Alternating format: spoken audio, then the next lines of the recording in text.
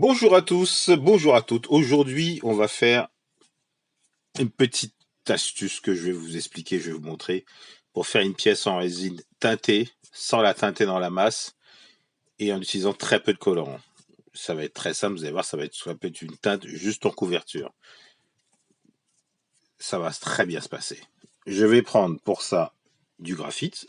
Je peux faire ça aussi avec des poudres métalliques, de la poudre de bronze, de la poudre de laiton, de la poudre d'aluminium très fine, ça marche aussi. Un moule en silicone, de la résine polyuréthane A et B, dosage en poids, même poids de A, même poids de B, je mélange, je coule, et il vous faut une balance puisqu'on a dit qu'on travaille en poids et un gobelet doseur. Je vais d'abord mettre au fond du moule donc le graphite que je vais passer au pinceau.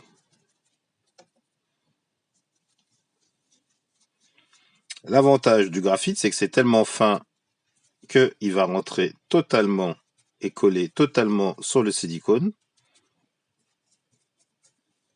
Et quand je dis c'est collé, hein. C'est-à-dire que là, j'ai même pas besoin de mettre le graphite dans la résine ou autre. Je mets directement au fond du moule. Alors, je fais bien attention d'en mettre partout. Parce qu'effectivement, aux endroits où il n'y aura pas de graphite, eh ben, ça ne sera pas teinté.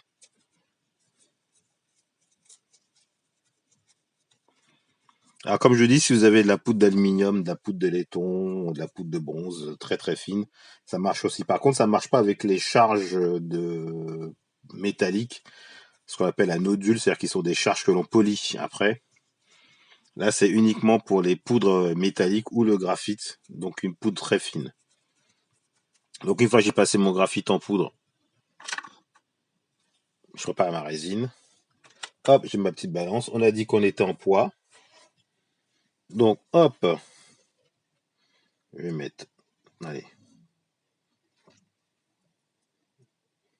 12 grammes de A, 15 grammes de A, allez hop. Voilà.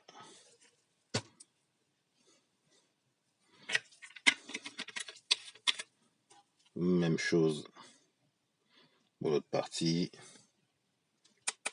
Hop, comme ça je suis sûr d'être bien.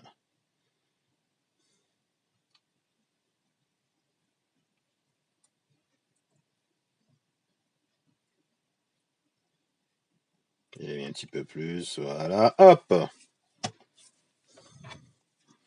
Je rebouche ma résine et je touille.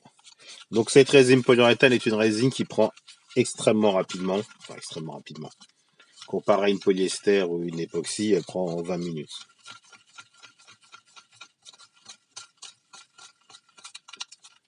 Avant, hop, je vérifie que j'ai de la poudre partout. Je vais en mettre encore un petit peu ici, voilà. Toujours être généreux sur le graphite. Pas trop quand même, parce que le but du jeu, c'est pas c'est économiser.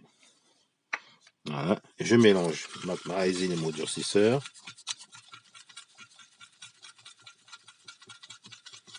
Donc je touille bien avec un bâtonnet plat. J'ai trouvé ceci dans un magasin d'articles culinaires, c'est très bien. Hop, voilà, c'est long, ça a une tige, ça sert à faire des brochettes, hein. Mais au bout, c'est plat. Donc ça peut faire des mélanges très facilement. Je suis sûr de pas faire de bulles et bien mélanger. Parce que la résine mal mélangée, c'est une résine qui prend pas. Hop, je passe par-dessus l'objectif, c'est pas grave, voilà. Et je viens couler ma résine.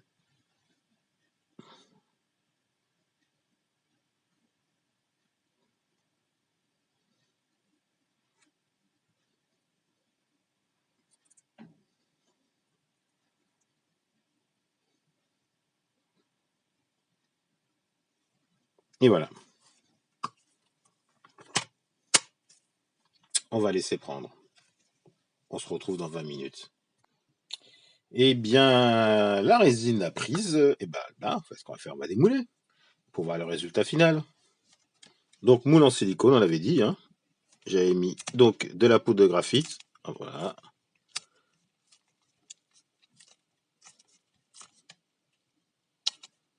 Et voilà, ma pièce est sortie couleur graphite. Alors qu'à l'origine, elle était blanche. Donc là, il y a toujours un peu de poudre de graphite qui remonte un peu, mais là, oui, ma pièce est sortie, elle est sortie graphite. Voilà. Donc voilà, cette petite technique qui permet d'avoir des pièces teintées dans la masse de façon rapide, c'est simple, vous avez vu.